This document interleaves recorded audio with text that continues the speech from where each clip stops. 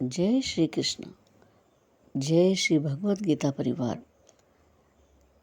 क्या आपने कभी महसूस किया है कि हम जानते हैं कि क्या सही है, फिर भी मन हमें गलत दिशा में खींच ले जाता है। कभी क्या ऐसा हुआ है कि केवल एक छोटी सी इच्छा ने आपका पूरा दिन खराब कर दिया है? क्या आपने सोचा है कि मन इतना शक्तिशाली क्यों है कि वह हमारी बुद्धि को भी अपने पीछे चला देता है?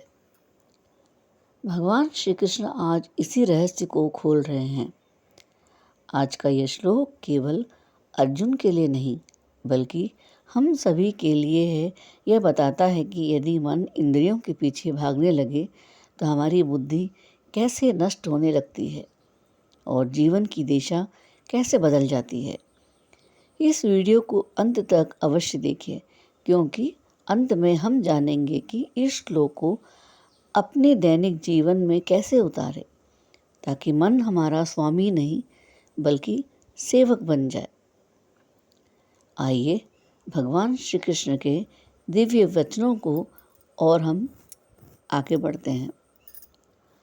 श्लोक इस प्रकार है। इंद्रियाणाम हि चरताम यन्मनोनुविधीयते तदस्य हरति प्रज्ञां वायुनाम विभावसि। भगवान श्री कृष्ण कहते हैं, जब मन इंद्रियों के पीछे पीछे भागता है तब यह मनुष्य की बुद्धि को उसी प्रकार हर लेता है जैसे तेज हवा पानी में चल रही है नाव को भी अपनी दिशा से भटका देती है। पिछले श्लोक में भगवान श्री कृष्ण ने कहा था, जिस व्यक्ति का मन और इंद्रियां वश में नहीं है उसकी बुद्धि स्थिर नहीं होती। ऐसी स्थिति में ना तो सच्चा ध्यान होता है, ना शांति मिलती है और बिना शांति के सुख भी संभव नहीं। अब इस श्लोक में भगवान यह बताते हैं कि ऐसा क्यों होता है, कारण क्या है। कारण है मन का इंद्रियों के पीछे भागना, अर्थात पिछले श्लोक में परिणाम बताया गया था और इस श्लोक में उस परिणाम का कारण बताया जा रहा है। इस श्लोक को विस्तार से समझिए। हमारी 5 इंद्रियां हैं, आँख, आँखें, कान, नाक, जीभ और त्वचा। इनका कार्य संसार का अनुभव करना है। समस्या इंद्रियों में नहीं है। समस्या तब शुरू होती है जब मन इन इंद्रियों का दास बन जाता है। आँख कोई वस्तु देखती है, मन कहता है मुझे यह चाहिए, और बुद्धि समझाती है यह अभी आवश्यक नहीं है। लेकिन यदि मन बुद्धि की बात ना माने और इंद्रियों के पीछे भागे तो बुद्धि धीरे धीरे कमज़ोर पड़ जाती है।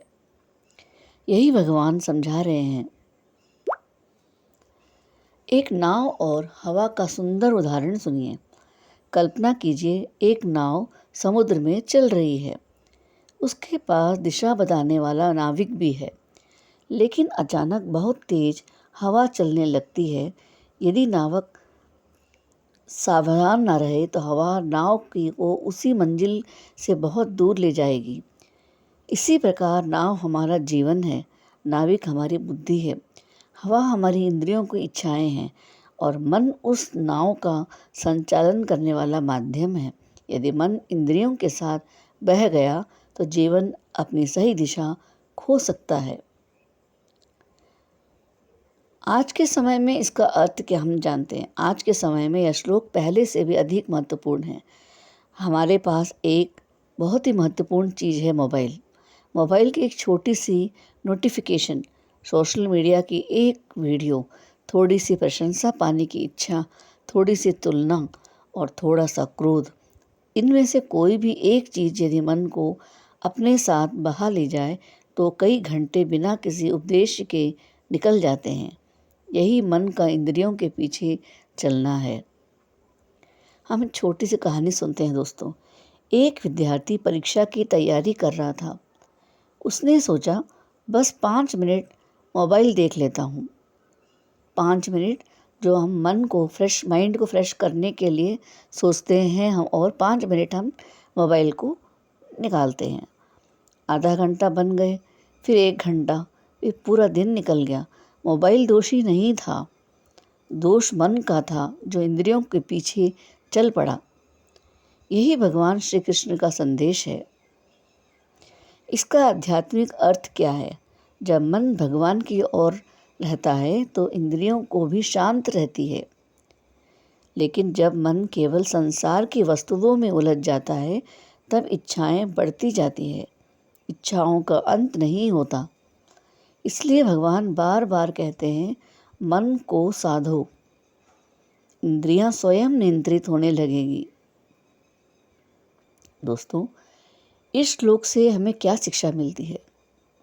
पहली शिक्षा, मन को हर इच्छा के पीछे मत दौड़ने दीजिए। दूसरी शिक्षा, बुद्धि की आवाज़ सुनना सीखिए। और तीसरी शिक्षा, इंद्रियां साधन है, स्वामी नहीं। चौथी शिक्षा, ध्यान, नाम जप, प्रार्थना और सत्संग मन को स्थिर बनाते हैं।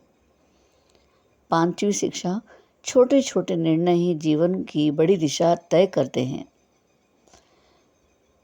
ध्यान, नाम जप, प्रार्थना, सत्संग मन को स्थिर करते हैं। मतलब ये नहीं कि हम सारी जिंदगी पूरा दिन नाम जाप प्रार्थना करते रहें या फिर हमें भगवान की किताबें पढ़ते रहें।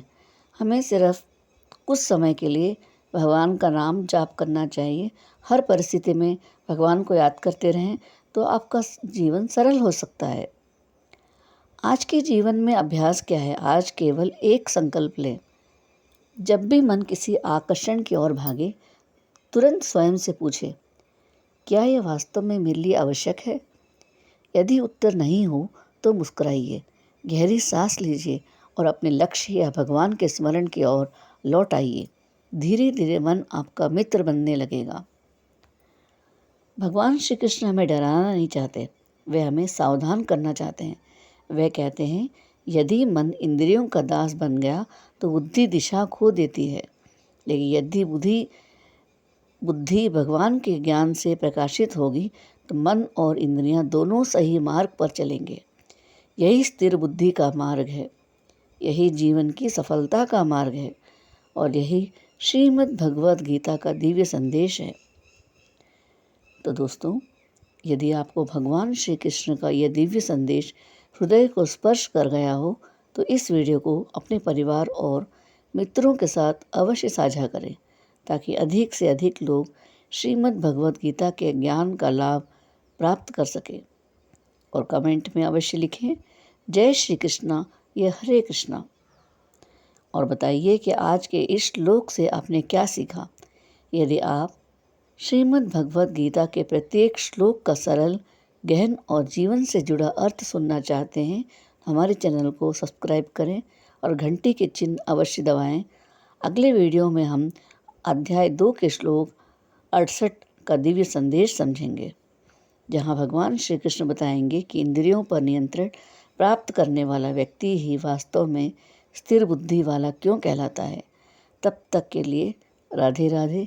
जय श्री कृष्णा, जय श्री भगवद गीता।